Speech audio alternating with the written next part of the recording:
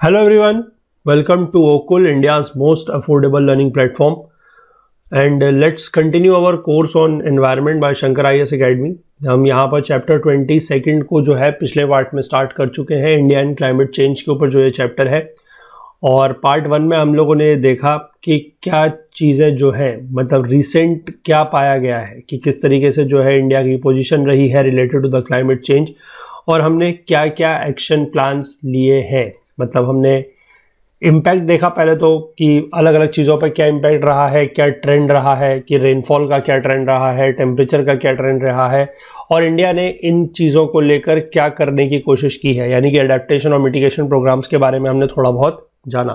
ठीक है, तो इसी रिस्पेक्ट में हम लोग जो है आगे बढ़ेंगे और कुछ और प्रोग्राम्स के बारे में, कुछ और पॉलिसीज़ के बारे में जो इंडिया ने अडॉप्ट की है related to the climate change और उससे लड़ने के लिए, उससे निपटने के लिए, उसके बारे में बात करेंगे। तो आगे बढ़ने से पहले आप सभी लोगों से मैं फिर से एक बार रिक्वेस्ट करना चाहूँगा कि जो लोग इस कोर्स को, इस वीडियो सीरीज़ को फॉलो कर रहे हैं, जिनको ये पसंद आ रही है, वो ज़्यादा से ज़्यादा वीडियोस को लाइक करें, ज़्यादा से ज़्यादा शेयर करें अपने दोस्तों के साथ, कलीग्स के साथ, ताकि हमारे इन कोर्सेज़ का जो फ़ायदा है वो ज़्यादा से ज़्यादा लोगों तक पहुँच सके। और बाकी जो लोग चैनल पर नए हैं, जिन्होंने अभी तक हमारे चैनल को सब्सक्राइब नहीं किया है, मैं उन लोगों से भी रिक्वेस्ट करना चाहूँगा कि आप लोग चैनल को ज़रूर सब्सक्राइब कर लें और बेल आइकन प्रेस करना ना भूलें, ताकि हमारी तरफ से जब भी कोई नया वीडियो पोस्ट हो तो उसका नोटिफिकेशन आपसे मिस ना हो। ठीक है, और इस पूरी की पूरी वीडियो सीरीज़ का जो फुल कोर्स है वो हमारी वेबसाइट पर अवेलेबल है, जिसका लिंक आपको नीचे डिस्क्रिप्शन में मिल जाएगा। वहाँ पर आपको एड फ्री वीडियोस मिल जाएंगे सारे के सारे, बिना किसी एडवर्टाइजमेंट के। साथ ही साथ chapter wise notes, chapter wise quizzes आप लोगों को मिल जाएंगे, सो दैट कि आप लोग अपने इस पूरे सब्जेक्ट की जो तैयारी है वो हमारे प्लेटफॉर्म के साथ कर सके। तो उसके लिए आपको करना क्या है, नीचे डिस्क्रिप्शन में जो एक लिंक दिया हुआ है उस पर थ्रू जाके आप हमारी वेबसाइट पे अपने आप को इस कोर्स पे एनरोल कर सकते हैं। चलिए, तो फिलहाल हम लोग जो है पार्ट 2 के साथ इस चैप्टर को, that is chapter number 22 on India and climate change, आगे कंटिन्यू करते हैं।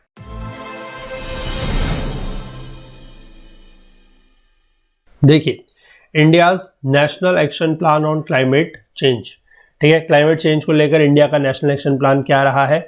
इन dealing with the challenge of climate change we must act on several fronts in focused manner simultaneously. यानी कि क्लाइमेट चेंज की चुनौतियों से निपटने के लिए हमें क्या करना चाहिए, हमें सिर्फ एक ही फील्ड में या एक ही तरफ को नहीं लड़ना है, हमें अलग अलग जगह पर जो है सेवरल फ्रंट्स पर फोकस करना पड़ेगा साइमल्टेनियसली, यानी कि एक साथ। ठीक, the national action plan hinges on the development and use of new technologies। तो नेशनल एक्शन प्लान में क्या है कि डेवलपमेंट और नई टेक्नोलॉजी का यूज जो है वो करना है।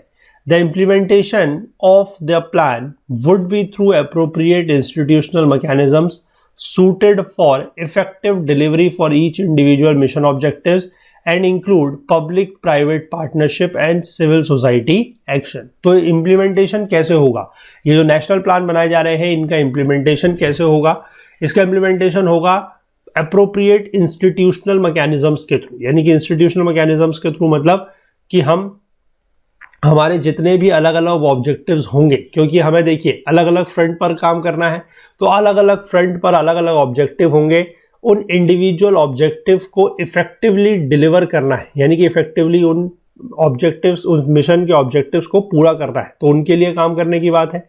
साथ ही साथ सिर्फ और सिर्फ गवर्नमेंट करे, सिर्फ और सिर्फ लोग करें, ऐसा नहीं है। पब्लिक प्राइवेट पार्टनरशिप की बात की जा रही है और सिविल सोसाइटी जो होती है उसके एक्शन की बात भी की जा रही है। ठीक है, फोकस किस पर रहना चाहिए, the focus will be on promoting understanding of climate change. तो पहले तो हमें ये समझना है कि क्लाइमेट चेंज या जलवायु परिवर्तन हो क्यों रहा है, क्या इसके कारण है, उसको समझने के को लेकर बात है। और दूसरा है एडेप्टेशन एंड मिटिगेशन। फिर एडेप्टेशन और मिटिगेशन की बात है, एनर्जी एफिशिएंसी की बात है और नेचुरल रिसोर्स के कंजर्वेशन की बात भी कही जा रही है। तो इन सब चीजों के ऊपर क्या होना चाहिए, फोकस होना चाहिए। तो there are 8 national missions which form the core of the national action plan. ठीक है, 8 ऐसे नेशनल मिशंस हैं जो नेशनल एक्शन प्लान का क्या है, कोर है, यानी कि उसकी मुख्य है। Representing the multi pronged long term and integrated strategies for achieving की goals in the context of climate change. ठीक है, तो क्लाइमेट चेंज के संदर्भ में हम जो गोल्स अचीव करना चाहते हैं उसको लेकर ये 8 नेशनल मिशन यहाँ पर बनाए गए हैं। ठीक है, अभी के करके नेशनल मिशन की अगर हम बात कर लें तो सबसे पहला है नेशनल सोलर मिशन। ठीक, नेशनल सोलर मिशन जो है एक मेजर इनिशिएटिव है गवर्नमेंट ऑफ इंडिया और स्टेट गवर्नमेंट्स का, क्या करने के लिए, to promote ecologically sustainable growth while addressing India's energy security challenge. यानी कि किस चीज को बढ़ावा देना है, इकोलॉजिकली सस्टेनेबल ग्रोथ। ठीक, यानी कि ऐसी ग्रोथ जिससे हम लोग इकोलॉजी को सस्टेनेबल बना सके, मतलब इकोलॉजी को ज्यादा नुकसान नहीं पहुंचाएं, और साथ ही साथ इंडिया की जो एनर्जी सिक्योरिटी का चैलेंज है, जो चुनौती है, उसको भी पूरा करना है। तो ये नेशनल सोलर मिशन का काम है। ऑब्जेक्टिव क्या हो गया, to establish India as a global leader in solar energy by creating the policy conditions for its diffusion across the country as quickly as possible. यानी कि इंडिया को सोलर एनर्जी के मामले में, सौर ऊर्जा के मामले में एक ग्लोबल लीडर, ठीक है, एक ग्लोबल लीडर बनाने की बात की जा रही है, और साथ ही साथ इस तरीके की पॉलिसी कंडीशंस बनानी है जो पूरे के पूरे देश में क्या हो सके, फैल सके, डिफ्यूज कर सके। ठीक है, आपको आईए से पता होगा एक इंटरनेशनल सोलर अलायंस, ठीक है, इंडिया उसका पार्ट भी है, इंडिया में उसका हेडक्वार्टर भी अवेलेबल है। तो इस तरीके की चीजें जो है वो की जा रही है सोलर एनर्जी को लेकर। मिशन के टारगेट्स क्या क्या है, to create an enabling policy framework for the deployment of 100 megawatt of solar power by 2022। ठीक है, जो 100 मेगावाट ऑफ सोलर पावर है उसको हमें क्या करना है, डिप्लॉय करना है 2022 तक।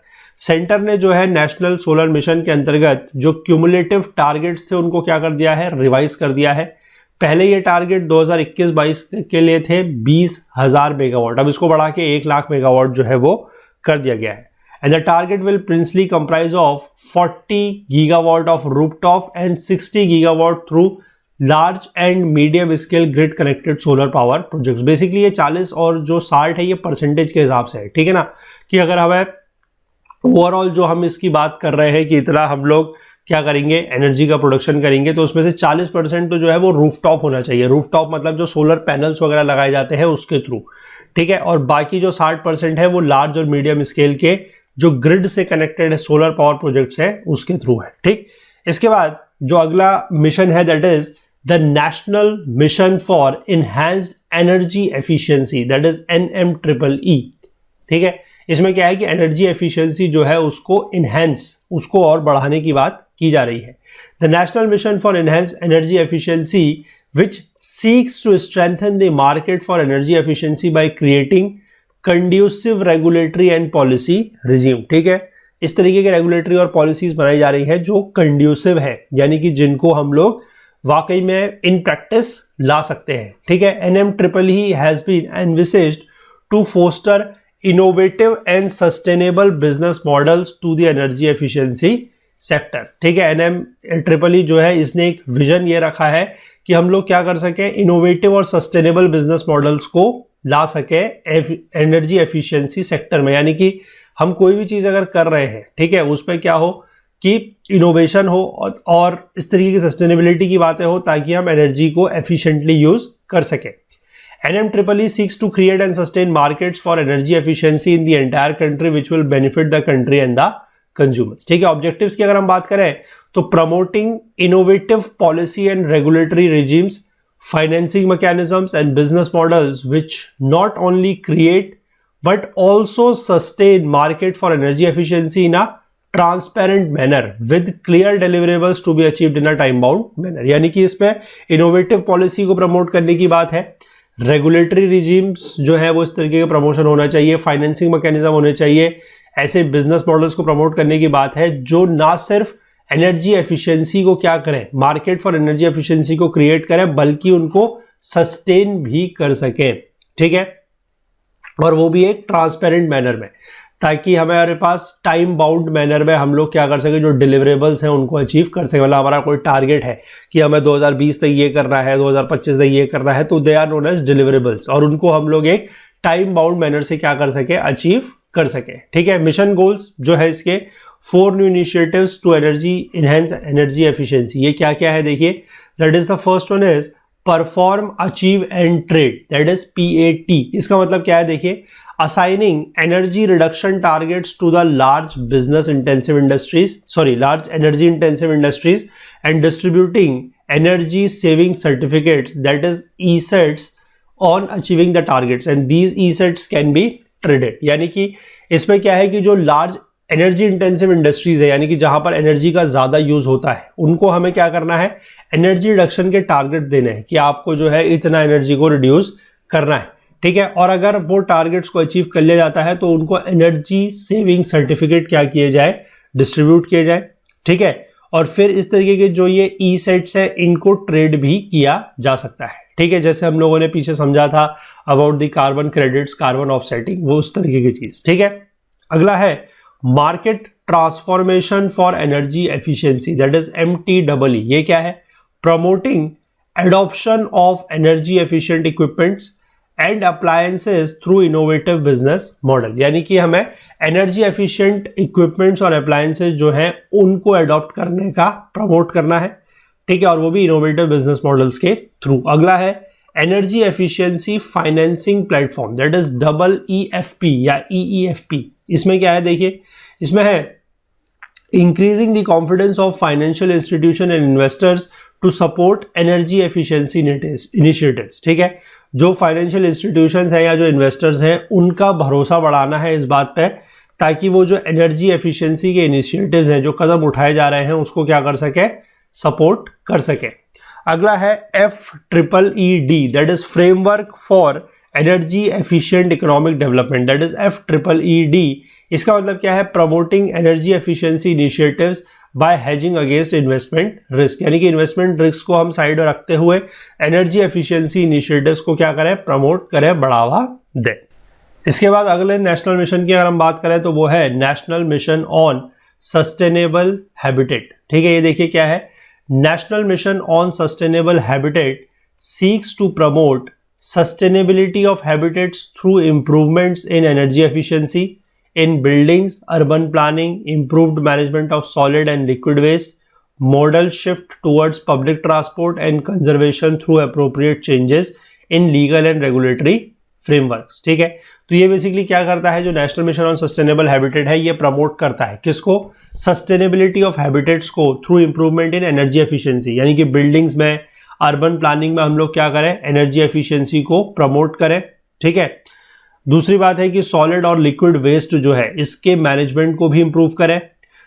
तीसरा है पब्लिक ट्रांसपोर्ट की तरफ को हम लोग क्या करें, शिफ्ट करें, यानी कि ज़्यादा से ज़्यादा पब्लिक ट्रांसपोर्ट का यूज़ करें, ताकि व्हीकल्स वगैरह कम, हमें जो अपने प्राइवेट यूज़ के लिए है, जो पर्सनल यूज़ के जो व्हीकल्स वगैरह है वो कम से कम हम लोग यूज़ करने पड़े, ताकि उससे क्या होगा कि एक तो पॉल्यूशन वगैरह काफ़ी मतलब बच जाएगा इससे, है ना, पॉल्यूशन वगैरह नहीं होगा। और तीसरी बात यह है कि कंजर्वेशन करें, अप्रोप्रिएट चेंजेस लाए किसमें, लीगल और रेगुलेटरी फ्रेमवर्क्स में। यानी कि जो आपका रेगुलेशन वगैरह है वो फॉलो इस तरीके से करवाए कि उस पर कोई बहुत ज़्यादा पेचीदगी ना हो, मतलब ज़्यादा कॉम्प्लेक्सिटी वगैरह उस पर ना हो, ठीक है। It also seeks to improve ability of habitats to adapt to climate change by improving resilience of infrastructure. जो इंफ्रास्ट्रक्चर है उसकी रेजिलियंस को क्या करें, बढ़ाएं, ताकि वो क्लाइमेट चेंज को क्या कर सके, अडेप्ट कर सके। Community based disaster management and measures to for improving advance warning systems for extreme weather events, ठीक है। कम्युनिटी बेस्ड डिजास्टर मैनेजमेंट और मेजर्स इस तरीके के उठाए ताकि एडवांस वार्निंग सिस्टम दिया जा सके, एडवांस वार्निंग सिस्टम को इंप्रूव कर दे in the case of extreme weather events. इसमें कुछ फॉलोइंग एस्पेक्ट्स जो है वो कवर किए जाएंगे। वो क्या है, देखिए following aspects, extension of the energy conservation building code, ठीक है। इसमें क्या है, which addresses the design of new and large commercial buildings to optimise their energy demand, ठीक है। इसमें बेसिकली हम आगे जाके बिल्डिंग कोड के बारे में भी बात करेंगे, एनर्जी कंजर्वेशन बिल्डिंग कोड के बारे में बात करेंगे, ठीक है ना। वहां पर हम समझेंगे कि इसमें किस तरीके से ये चीजें होती है। इसमें बेसिकली क्या है कि जो नई और बड़ी कमर्शियल बिल्डिंग्स बन रही हैं, कमर्शियल बिल्डिंग्स मतलब जो रेजिडेंशियल नहीं है, जहां पर ऑफिसेज वगैरह है, जहां पर इस तरीके की चीजें होती है, उनको अपनी एनर्जी डिमांड जो है उसको क्या करना है, ऑप्टिमाइज करना है। एक तो ये बात है, ठीक है। दूसरा है better urban planning and model shift to public transport. इसका मतलब क्या है, make long term transport plans to facilitate the growth of medium and small cities in such a way that ensures efficient and convenient public transport, ठीक है, यानी कि इस तरीके की अर्बन प्लानिंग हम लोग करें कि वहां पर पब्लिक ट्रांसपोर्ट हो और ज्यादा से ज्यादा लोग क्या है जो पब्लिक ट्रांसपोर्ट है उसका इस्तेमाल करें। अगला है recycling of material and urban waste management. A special area of focus will be development of technology for producing power from waste, यानी कि हम लोग किस तरीके से वेस्ट में से पावर बना सके उसको लेकर टेक्नोलॉजी डेवलप करने की बात कही जा रही है। The national mission will include a major R&D program focusing on biochemical conversion, waste water use, sewage utilization and recycling option. जो नेशनल मिशन है वो कुछ इस तरीके के मेजर रिसर्च एंड डेवलपमेंट के प्रोग्राम जो है उसको इंक्लूड करेगा जिससे बायोकेमिकल कन्वर्जन हो सके, वेस्ट वाटर का जो है यूज हो सके, सीवेज का जो है हम उसका यूटिलाइजेशन कर सके और रिसाइकलिंग ऑप्शंस जो है इस तरीके के ला सके। ठीक है, इसके बाद अगर हम वाटर मिशन की बात करें that is national water mission. इसके ऑब्जेक्टिव्स क्या क्या है देखिए, ensuring integrated water resource management for conservation of water. ठीक है, वाटर के कंजर्वेशन के लिए कुछ वाटर रिसोर्स मैनेजमेंट बनाने की बात की जा रही है। मिनिमाइजेशन ऑफ वेस्टेज, यानी कि उसकी जो वेस्टेज है उसको कम कर सके, मिनिमाइज कर सके। And equitable distribution both across and with in the states. और इक्विटेबल डिस्ट्रीब्यूशन हो, यहां पर लिखा है इक्वल नहीं है, इक्विटेबल है। ठीक है, इक्वलिटी या इक्वालिटी एंड इक्विटी के बीच में अंतर होता है। ठीक है, इक्वालिटी का मतलब क्या होता है कि सबको बराबर मिले और इक्विटी का मतलब क्या होता है कि जिसको ज्यादा जरूरत है उसको ज्यादा मिले, तो इक्विटेबल लिखा गया है। ठीक है, यानी कि विद इन द स्टेट्स भी और अक्रॉस द स्टेट्स भी इक्विटेबल डिस्ट्रीब्यूशन होना चाहिए, यानी कि ये वाला है ये। ठीक है, जिसको जितनी ज्यादा जरूरत है उसको उस हिसाब से दिया जाए। इसके बाद developing a framework for optimum water use through increase in water use efficiency by 20% through regulatory mechanisms with differential entitlements and pricing taking the national water policy into consideration। ठीक है, किस तरीके का फ्रेमवर्क बनाने की बात की जा रही है जिससे हम लोग वाटर का जो यूज है वो ऑप्टिमम तरीके से कर सके। ठीक है, वाटर यूज एफिशिएंसी को 20% तक बढ़ा सके रेगुलेटरी मैकेनिज्म्स के हेल्प से। ठीक है, और डिफरेंशियल एंटाइटलमेंट्स रखें, प्राइसिंग जो है वो अलग अलग रखें, इस तरीके की चीज़ें जो है वो रखें, यानी कि जहाँ पर एनर्जी वाटर की ज़्यादा ज़रूरत है, ठीक है, तो वहाँ पर हम लोग क्या करें उसके प्राइसिंग वगैरह को थोड़ा सा कम रखें, जहाँ पर वेस्टेज ज़्यादा होता है वहाँ पर उसकी प्राइसिंग को ज़्यादा रखें। तो इस तरीके के डिफरेंशियल प्राइसिंग वगैरह रख के भी हम लोग क्या है इसके ऑप्टिमैलिटी को बढ़ा सकते हैं यूज़ के, और एफिशिएंसी को भी थोड़ा सा क्या कर सकते हैं, बढ़ा सकते हैं और वेस्टेज कम कर सकते हैं। इसके बाद क्या है देखिए, ensuring that a considerable share of water needs of urban areas is met through recycling of wastewater। और ये चीज़ को इंश्योर करें, ये चीज़ को सुनिश्चित करें कि जो शहरी एरिया है, जो शहरी क्षेत्र है, जो अर्बन एरियाज है, उनका जो वाटर नीड है उसका काफ़ी बड़ा जो एक शेयर है वो हम रिसाइकिल करके, वेस्ट वाटर को रिसाइकिल करके जो है उनकी वो ज़रूरत को पूरा कर सके। ठीक है, अगला है meeting water requirements of coastal cities. जहां पर कोस्टल सिटीज जो है, जहां पर ऑल्टरनेटिव सोर्स ऑफ वाटर थोड़ा सा कम होते हैं, इनएडिक्वेट होते हैं, वहां पर न्यू एंड अप्रोप्रिएट टेक्नोलॉजी का यूज करके, जैसे कि low temperature desalination technology allowing use of ocean water. अब कोस्टल सिटीज जो है वहां पर ओशन वाटर तो बहुत ज्यादा है, लेकिन ओशन वाटर को हम एज सच डायरेक्टली यूज नहीं कर सकते, उसको पहले डिसैलिनेशन करना पड़ेगा। और डिसैलिनेशन जो है वो अपने आप में काफी मतलब एक एग्जॉस्टिव प्रोसेस है, उससे काफ़ी महंगा हो जाता है। पानी का जो पूरा का पूरा प्रोसेस है वो पूरा का पूरा महंगा हो जाता है। तो उसके लिए कुछ इस तरीके की लो कॉस्ट टेक्नोलॉजी बनाने की बात की जा रही है, सो दैट कि हम डिसैलिनेशन का यूज़ करके स्पेसिफिकली जो कोस्टल सिटीज़ है हमारी, वो ओशन वाटर का यूज़ भी कर सके।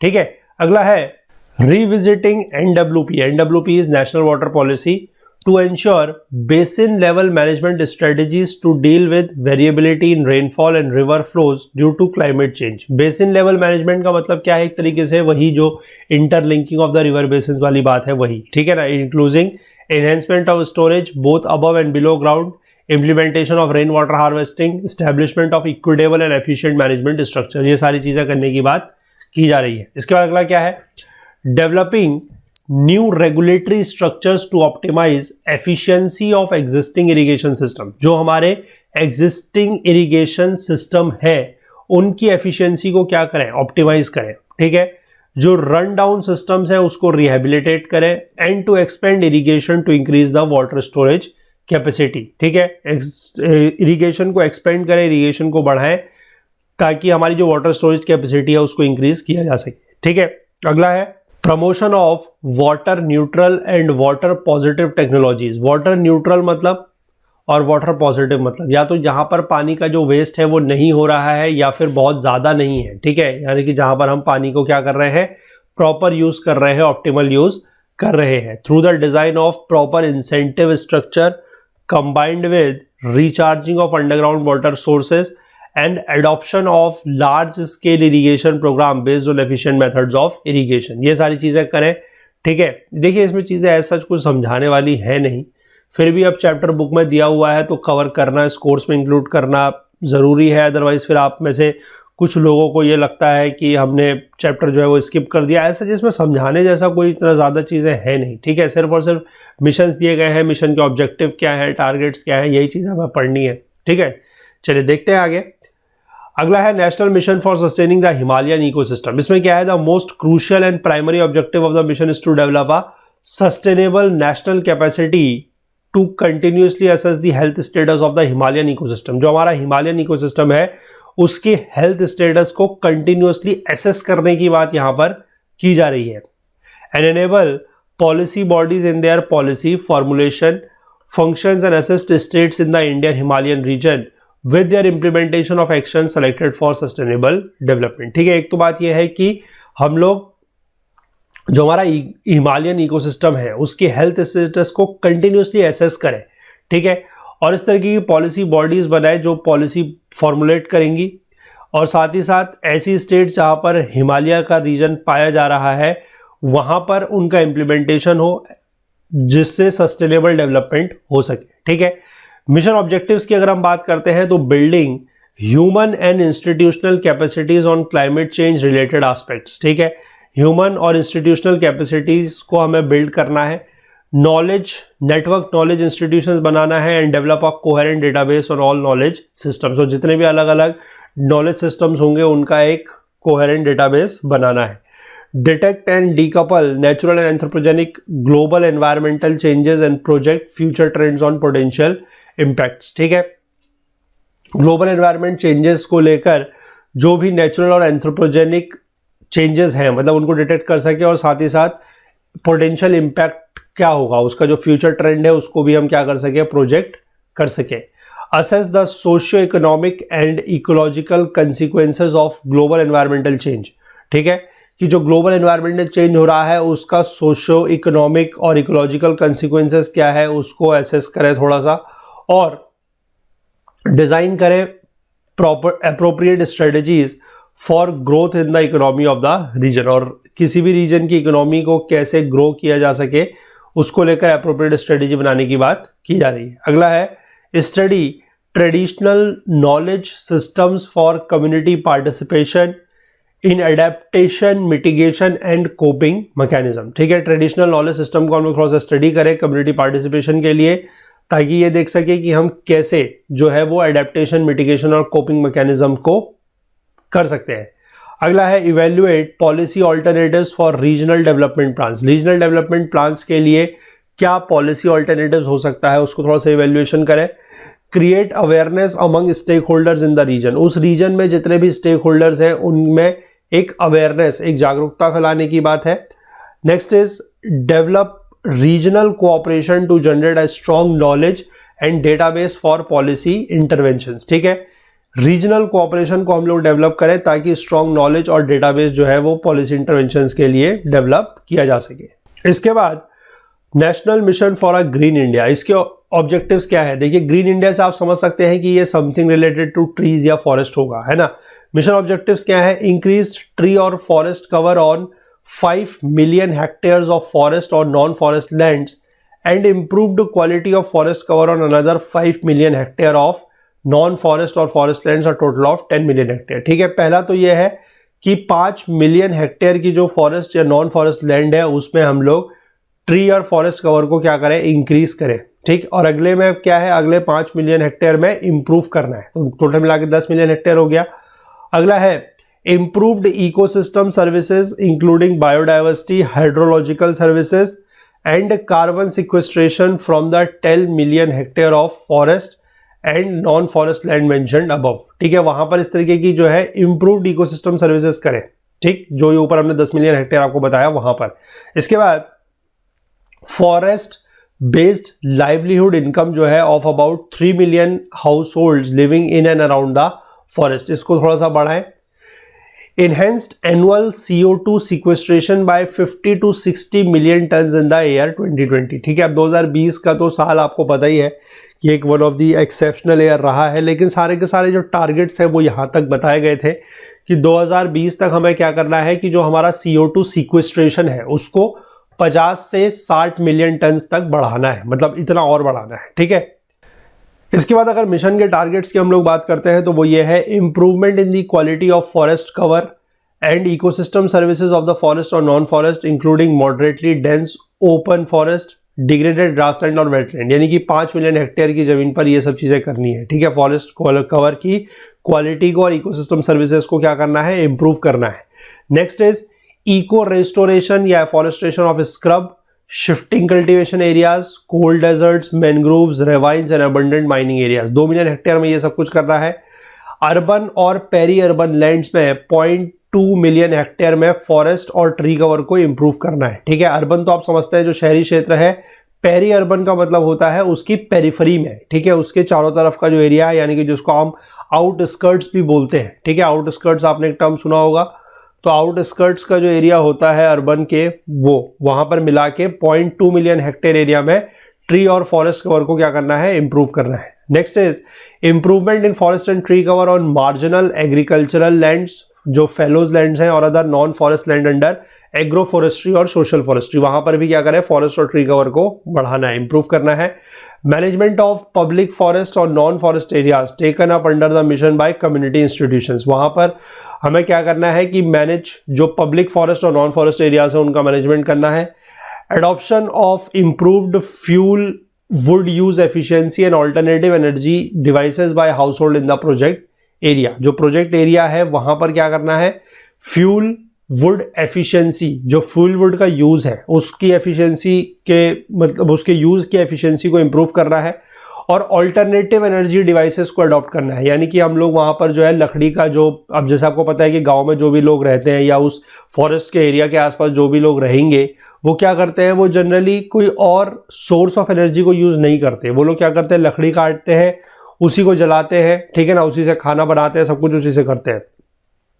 तो उससे क्या है, पॉल्यूशन वगैरह बढ़ेगा, तो उसको रोकने के लिए ऑल्टरनेटिव एनर्जी डिवाइसेस को अडॉप्ट करने की बात भी की जा रही है। Next is diversification of forest based livelihoods of about 3 million house holds living in and around forest. और जो फॉरेस्ट बेस्ड लाइवलीहुड्स है उसको थोड़ा सा डाइवर्स करने की बात की जा रही है, यानी कि उनको ये बताया जाए कि और भी तरीके हो सकते हैं जिससे आप अपनी जो रोजी रोटी है वो कमा सकते हैं, जो लाइवलीहुड है वो कमा सकते हैं। उसके लिए आपको करना क्या है कि थोड़ा सा उनको और चीज़ों के बारे में बताना पड़ेगा ताकि वो जो फॉरेस्ट के ऊपर दबाव बना हुआ है, प्रेशर बना हुआ है, उसको कम किया जा सके। ठीक है, अब इसी मिशन के कुछ सब मिशंस भी हैं। देखिए सब मिशंस क्या क्या है, enhancing quality of forest cover and improving the ecosystem services 4.9 million hectare. दूसरा है ecosystem restoration and increase in the forest cover 1.8 million hectare. Next is enhancing the tree cover in urban and peri urban areas including the institutional land 0.2 million hectare. मतलब यही सारे के सारे जो ऊपर लिखे गए थे इनको यहाँ पर सबमिशंस के फॉर्म में दिया गया है। Agro forestry and social forestry, increasing the biomass and creating carbon sink 3 million hectare और restoration of wetlands as 0.1 million hectare. ठीक है, तो ये सारा का सारा जो आपका था that was related to your कुछ और हम लोग यहाँ पर नेशनल मिशंस की बात कर रहे हैं। तो आज हम लोग इसको इतना ही रखते हैं, बाकी के आगे के और जो नेशनल मिशंस हैं और इन चीज़ों के बारे में हम लोग अगले लेक्चर में आगे कंटिन्यू करेंगे। ठीक है, चलिए। तो कंटेंट रिलेटेड अगर आपको कोई भी डाउट होता है तो आप हमारा टेलीग्राम का जो ग्रुप है that is Okul GS UPSC discussion forum, इसको ज्वाइन कर सकते हैं और वहाँ पर अपने जो भी डाउट्स वगैरह है, जो भी क्वेरीज है वो हमसे पूछ सकते हैं। इसका लिंक आपको नीचे डिस्क्रिप्शन में मिल जाएगा या फिर आप उसको टेलीग्राम में सर्च करके भी ज्वाइन कर सकते हैं। इस पूरे के पूरे वीडियो सीरीज का जो फुल कोर्स है वो हमारी वेबसाइट पर अवेलेबल है। उसके लिए आपको करना क्या है, नीचे डिस्क्रिप्शन में जो लिंक दिया हुआ है उसके थ्रू जाके आपको कोर्स में एनरोल करना है हमारी वेबसाइट पर। अगर आपको कोर्स एक्सेस करने में या कोर्स को परचेस करने में कोई भी टेक्निकल क्वेरी आ रही है तो आप हमसे आइदर व्हाट्सएप के थ्रू इस नंबर पर या फिर हमारी जो ईमेल आईडी है उसके थ्रू भी हमसे कांटेक्ट कर सकते हैं। बाकी हमसे ज़्यादा जुड़ने के लिए आप हमें बाकी जो सोशल मीडिया प्लेटफॉर्म्स हैं like Facebook, Instagram, Twitter, LinkedIn, यहाँ पर भी फॉलो कर सकते हैं और अपने जो भी बात हम तक पहुँचाना चाहे वो इन प्लेटफॉर्म्स के जरिए भी पहुँचा सकते हैं। ठीक है, चलिए तो मिलेंगे अगले लेक्चर में। तब तक के लिए अपना बहुत बहुत ध्यान रखिएगा। Please do take care of yourself. Thank you, have a nice day, bye bye.